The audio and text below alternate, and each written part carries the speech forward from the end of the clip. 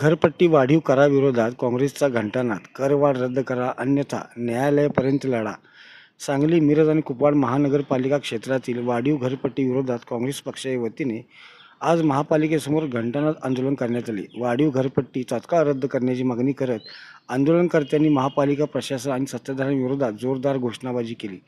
या आंदोलनात सांगली शहर जिल्हा काँग्रेसचे अध्यक्ष राजेशदादा नाईक, महापालिकेचे विरोधी पक्षनेते मंगेश चव्हाण, काँग्रेसचे नगरसेवक, पदाधिकारी तसेच विविध भागातील नागरिक मोठ्या संख्येने उपस्थित झाले. यावेळी मंगेश चव्हाण यांनी सांगितले की वाढविण्यात आलेली घरपट्टी सर्वसामान्य नागरिकांच्या आवाक्याबाहेर असून ती तात्काळ रद्द करावी, अन्यथा आंदोलन अधिक तीव्र केले जाईल. गरज पडल्यास आमरण उपोषण, महापौर आयुक्तांना घेराव आणि अखेर न्यायालयातही लढा देऊ, पण वाढीव घरपट्टी लागू होऊ देणार नाही असा इशारा त्यांनी दिला. तर राजेशदादा नाईक यांनी सत्ताधाऱ्यांवर टीका करत निवडणुकीपूर्वी करवाढ होणार नाही असे आश्वासन देण्यात आले होते, मात्र आता घरपट्टी वाढवून जनतेची फसवणूक केली जात आहे.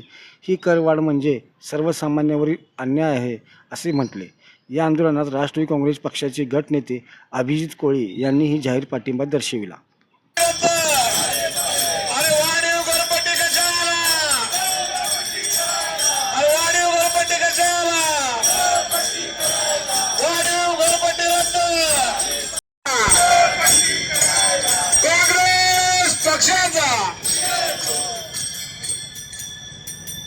वाढीव घरपट्टी रद्द, वाढीव घरपट्टी रद्द, वाढीव घरपट्टी रद्द,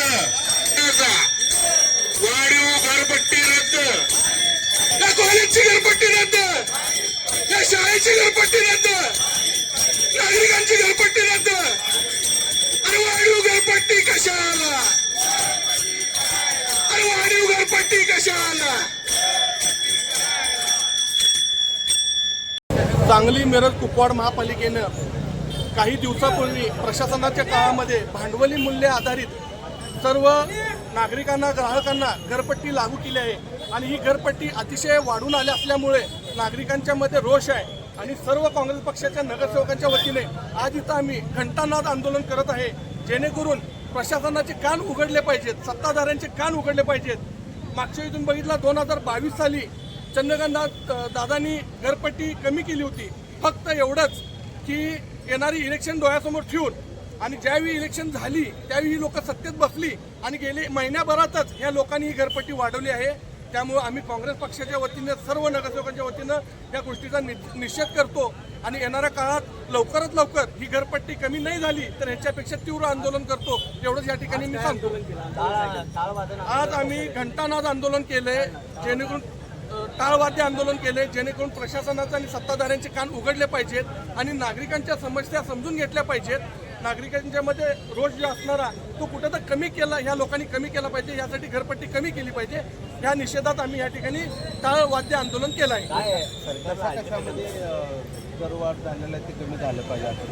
त्यासाठीच आज आम्ही घंटानाद आंदोलन या ठिकाणी घेतलं आहे. करवाढ 100% झालं पाहिजे, नाही झालं तर आम्ही अमरण उपोषण करू, रस्त्यावर उतरू, सर्व पब्लिकला घेऊन रस्त्यावर उतरू. मन की बात ऐकायला पालकमंत्र्यांना वेळ आहे, मात्र सांगलीकरांची मन की बात ऐकायला त्यांना वेळ आहे किंवा नाही?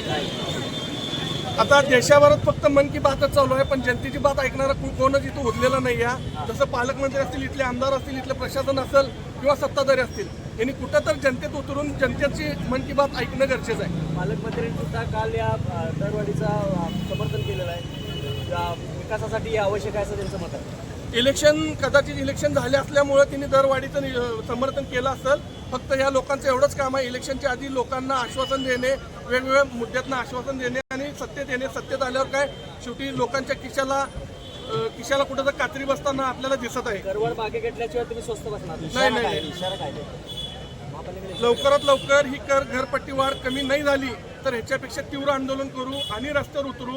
या कमी वेळामध्ये ही जमलेली सगळी संख्या, लोकांची संख्या आहे, याच्यापेक्षा जास्त तीव्र आंदोलन तुम्हाला भविष्यात दिसत. आज आम्ही काँग्रेस पक्षाच्या वतीनं टाळवादन आंदोलन चालू केलेलं आहे, जेणेकरून महापालिकेचे इलेक्शन झाल्यानंतर महापालिकेच्या इलेक्शनला त्यांनी आश्वासन दिलं की कुठलीही करवाढ होणार नाही.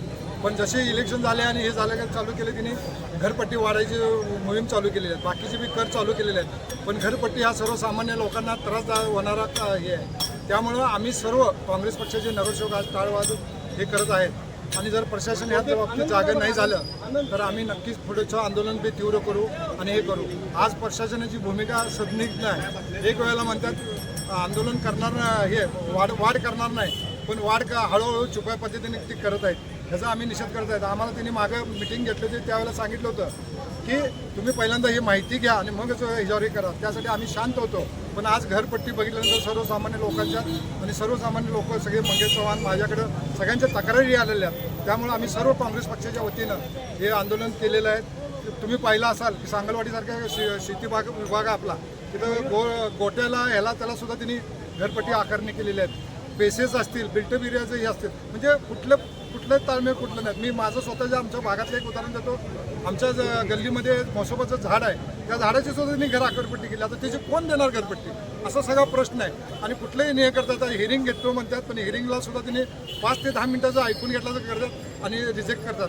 त्यामुळं पूर्णतः ही करवाढ रद्द आता थांबवून पूर्ण पुनरीक्षण करून परत एकदा व्यवस्थित पद्धतीने करावे.